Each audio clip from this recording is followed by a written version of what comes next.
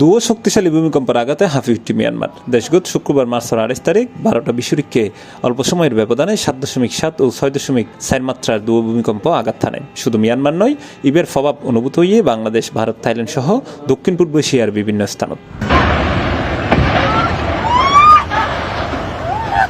ভূমিকম্প বিশেষজ্ঞ হওয়ার গত 20 বছরে মিয়ানমারত এত মাত্রার ভূমিকম্পের কোনো নজির নাই। যুক্তরাষ্ট্রের ভূতাত্ত্বিক জরিপ সংস্থা USGS হওয়ার ভূমিকম্পের মাত্রা আছে 7.7। ইবের উৎপত্তি স্থল মিয়ানমারের মান্দালয়, জীবের উৎপত্তি 10 কিলোমিটার গভীরে।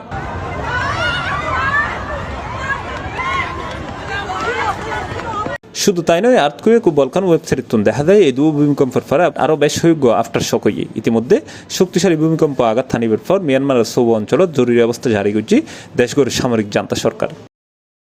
মিয়ানমারের উৎপত্তি অন্য 7.7 মাত্রার এই ভূমিকম্পত পার্শ্ববর্তী দেশ থাইল্যান্ডের রাজধানী ব্যাংককত নির্মাণাধীন 30 তলা একখান ভবন ধসে পড়ছে। বিভিন্ন সংবাদ মাধ্যম সূত্রে জানা গিয়ে ভবনত কর্মরত 43 জন শ্রমিক নিখোঁজ হয়ে। সরকারি কার্যালয় হিসেবে ব্যাংককের উত্তরে এই ভবনগুলো নির্মাণ হাস করার ভূমিকম্পর কয়েক সেকেন্ডের মধ্যে ইবে একেবারে ধ্বংসস্তূপে পরিণত হয়।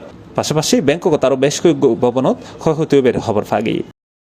এই শক্তিশালী ভূমিকম্পের আঘাতে মিয়ানমারে তো বেশ কিছু ভবন ক্ষতিগ্রস্ত হয়ে ফাটল দর্জি নানা নবকাঠামো ও সড়কত। একখান মসজিদ দোষী মিয়ানমারত 3 জনের মৃত্যু খবর পাওয়া গিয়ে এবং বিভিন্ন জায়গাত বিল্ডিং ভাঙি এই মৃত্যুর সংখ্যা আরও বাড়ের বলেও জানা গিয়ে। তবে মিয়ানমারের ক্ষমতাসীন জান্তা সরকার বিভিন্ন অঞ্চলত জরুরি অবস্থা ঘোষণা করলেও ভূমিকম্পের ক্ষয়ক্ষতির বিষয়ে এখনও মিয়ানমার কর্তৃপক্ষ কিছু ন জানায়। C+ TV, Chittagong.